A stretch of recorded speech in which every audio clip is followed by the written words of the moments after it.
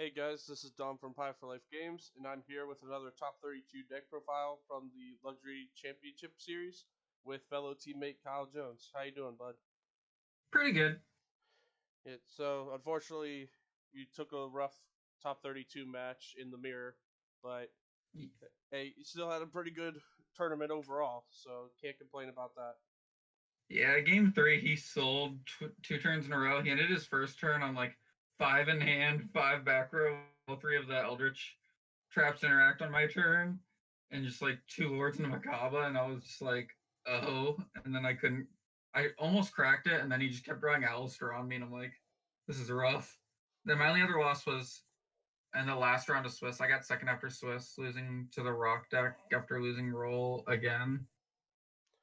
Yeah, die roll was definitely not in your favor all day yesterday and today with some of the Yeah, I matchups think that I I seen. won I think I won two rolls the entire tournament. One was against Dragon Link, and I think I won roll against one of the rock decks. It definitely showed how popular the rock deck was. My matchups were out of my 8 rounds of Swiss and Top Cut. I played five rock decks, one pure Eldritch, one invoked Eldritch mirror, a Dragon Link, and a hero. Yeah, so Adamant's Fader was definitely the most dominant deck of the tournament. So Yeah, for sure. it was destined to be played against for most of the time. But Yeah. without further ado, let's go ahead and get into your deck profile. So yeah, I went with the Invoked engine. So you have three Alistair. It's important. I think it'll probably finally get hit next list because that with the Eldritch cards do a lot. I think this deck's actually a lot like Sky Striker and just how it plays and how you build. And that's one of the things that made me really like it is I feel like outside of like the full combo rock board, you could break pretty much any board and play first or second really well. And your grind game is just so good, and you have a bunch of tech slots. So I had three Alsters. Thanks. I thought the rock deck would be the most played. I did for hand traps, three Ash, two Crow, three Nibiru, and three Impermanence. Ash is really good against the Mirror, and it's medium level good against Rock. Same with Crow, like they're both same there. Impermanence performed a lot better than I thought it would in testing, because I actually almost cut this last minute, but it did really well. Nibiru actually underperformed a lot, because a lot of times I noticed with the Rock deck, unless their hand's bad or they're missing, they just combo through it because you have to Nibiru them very early, or they'll just make Bow or Herald and you'll never get a chance. And a lot of people are starting to put Guardian back in their deck, so it probably should get put to the side at least. But I don't know. I don't think there's a better card that like overlaps against the Mirror and Rock. So I don't know. Yeah, Then you got three Golden Lord. He was pretty good. That card's widest is better than other trap decks. He's huge, stays unaffected, and he lets you clear cards. yeah, for sure. Um, for the Eldritch engine, I did three of the Eld land. It's your scout, so that's pretty good. For the people that don't know what these cards do, it's the only card that doesn't categorize in Golden Land or Elixir. So Gold Land, it has its on-field scout effect, but it restricts you to only your zombies can attack. But that's fine. You clear it with Lord's effect to resummon himself before you go for a game shot with your invoke cards and him anyways. Then when it's sent to the graveyard, it sends a either Eldritch monster or a Golden Land. So you can either send the Lord if they try to cut you off from it, or you can send a Golden Land when you send it, which will get you to one of your elixirs for the following turn, which just helps you overwhelm them. Like strikers, like you're not going to win the game turn one. You're going to win by forcing them into a grind game and just overwhelming them with advantage. I did two of the Black Awakening. It should probably be one black, one white. I cited one out a lot. It's the last thing you have to do most of the time because it locks you into special summoning only zombies. So you have to use invoke stuff first, and like it's good. And it definitely does a lot, but I wanted more variance in the name because like you can't use this on the opponent's turn. In the quick play, you can. So that gets you to another resource with a land faster. Because all the elixirs you can banish to get a land, and all of the lands except the counter trap you can banish to get an elixir. So you just want to be activating those effects like as much as possible. You want to be interacting on their turn with one, and then on your turn replenishing your resources. So you can only use one of each of the effects of the elixirs and lands per turn. So moving forward, I'd probably play a white instead of 2 black. 3 meltdown, 2 invocation. I didn't think I needed 3 invocation, so yeah, it's kind of a brick to draw that, but Lord lets you get value out of it. Right. I played Extravagance. A lot of people are on Souls.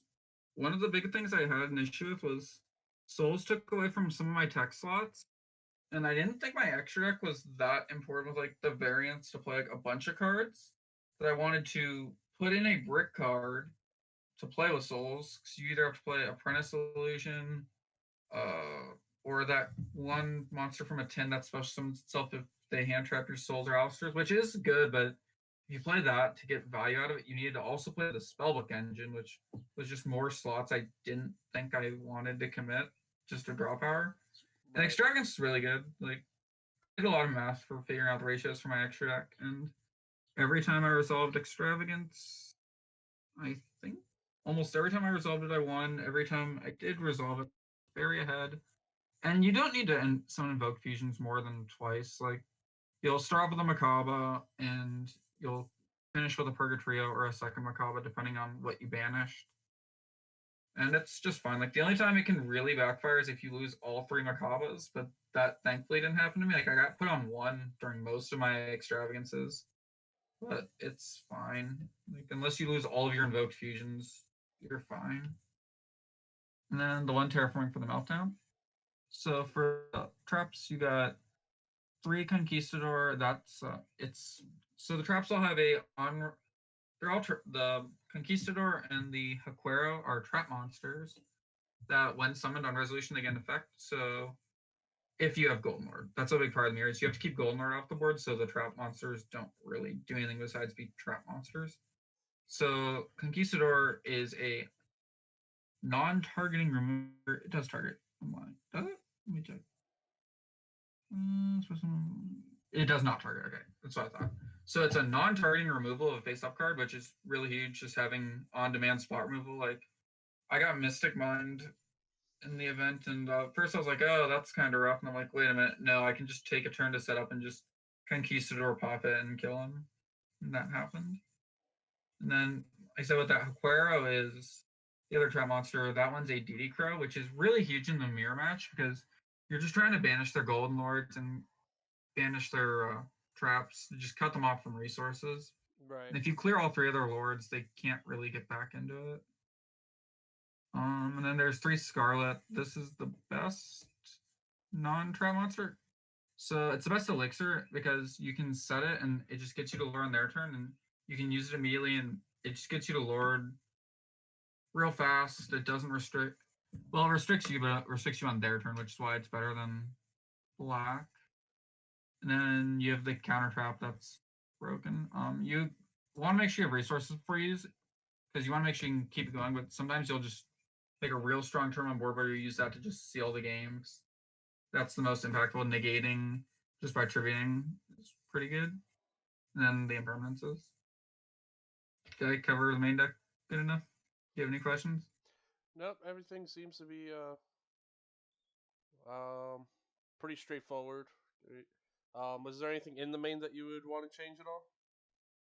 Like I said, probably take out the Nibiru's and put them to the side because they suck in the mirror and they just don't feel like they do enough against Adamancipator.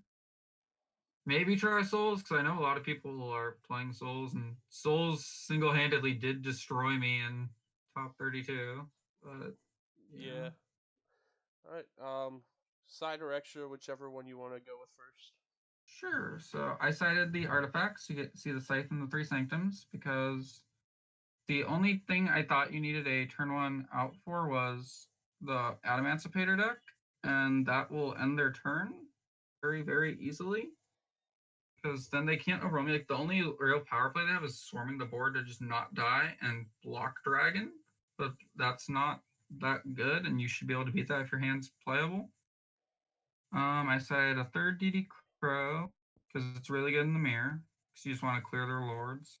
3 Sphere Mode Rock deck because that deck's full board is unbreakable. 2 Cosmics, 2 Storm, and 3 Evenly. So something I did in the mirror that was different versus the mirror and Pure Eldritch. I opted to go second because I felt like it gave me another turn to draw into an Ash if they had to start with Scarlet, or their board was going to be average. And then the Cosmics and Evenlies were just very, very high impact cards that they got a lot better going second. I feel like with the sixth card and then having access to those high impact cards, you just easily overwhelm them. Unless you have like a game 3, like my top 32, where they just open that and saying that they have 5 in hand, 5 back row. Like Storm gives you a turn to freely play, although it was kind of average. Like the theory is like you clear traps, and even though they'll cycle, you're gonna get a turn to play and set up your own board instead of potentially getting overwhelmed. Then evenly it'll just banish everything, cut off a lot of resources. And Cosmic you can chain to the trap monsters to banish, so they won't get their effects and they're cut off from a new resource. I'd probably try and fit in Dark Ruler though, especially with the Invoked engine. Like we had to submit our lists Wednesday, and I thought immediately like I want Dark Ruler in my deck because the Eldritch deck can, depending on the size of the board, that engine can occasionally break it. But at worst, you can make a Purgatrio, and I think versus that deck, instead of trying to hand trap it, you have to just kind of have blowout cards. Because unless you do, you'll need usually 2, sometimes 3 hand traps to stop them. Then you have to still be able to play. Right. And any questions on that? Nope, we can go ahead and move into the extra deck. So, extra deck, 3 Macabre, 3 Purgatrio. You need the Invoke cards. Like, those are the most important to not lose off of Extravagance. And then I did 3 Almirage too because it lets you, so it was Hammer the Secure, but you want to fuse Lord if you can from your hand and just put it in grave and not have to send cards. So Secure Guard automatically had less value, and if you draw Alistair, you can still, if you're not afraid of Crow, go Alistair, make Almirage, and then you have the ability to have a protection for your Lord or Merkaba. And then also it gave you instant Purgatrio access. So that was why he was a 3 of. Shakir Garden is there as a 2 because on the hands you only saw your Invoked engine. I wanted to still make a Merkaba to have some board presence. But if you lose all of them, like if you can get to Lord, it doesn't matter. And I did 2 Phoenix and 2 Unicorn because I wanted the utility because you do have to link off with the trap sometimes, and especially turn 2 and 3, you'll link off with like Alistair in the traps to try and start pushing, but I wouldn't have minded like 1 Gustav Max or maybe like 1 Link Spider in there, but I don't know what ratios that would have really changed. Like Gustav didn't come up, I never went into time, although the mirrors can take very long. Like I think if I would have played more, maybe it would have come up, but that didn't matter. The only change I think I'd make, maybe I'd try and fit a Gustav, like maybe 1 Shakir Garnet can go for it, but I don't want to risk losing the Macabre access. Right. And the only thing I think I'd change is maybe move Nib to the side, Cosmics, or Dark Rollers, but that's bad against Rock Deck too. I would definitely want to fit in Dark Rollers. Yeah, because going second against the Rock deck after game 1, you definitely want to have that to stun their board.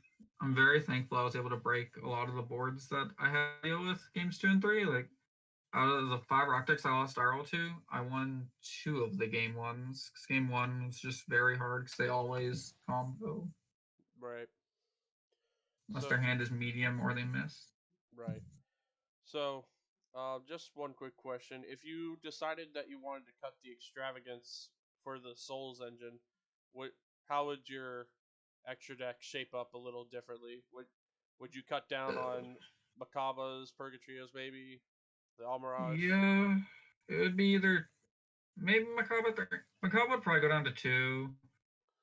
Purgatrio would go down to probably 2, maybe 3 Macabre. I don't know. And then 1 Almirage, 1 Shakir, 1 Phoenix, 1 Unicorn. I'd fit in like the train stuff and Pleiades and Link Spider.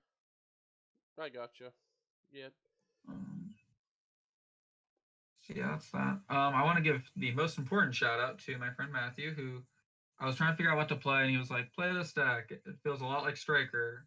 And then I worked on it, and I theorized with him a lot, and eventually came to this, which is, I'm very happy. I really like the second. It fits my play style a lot. Shout out to John Wilkin, who's in top 8 right now, for avenging me in top 16.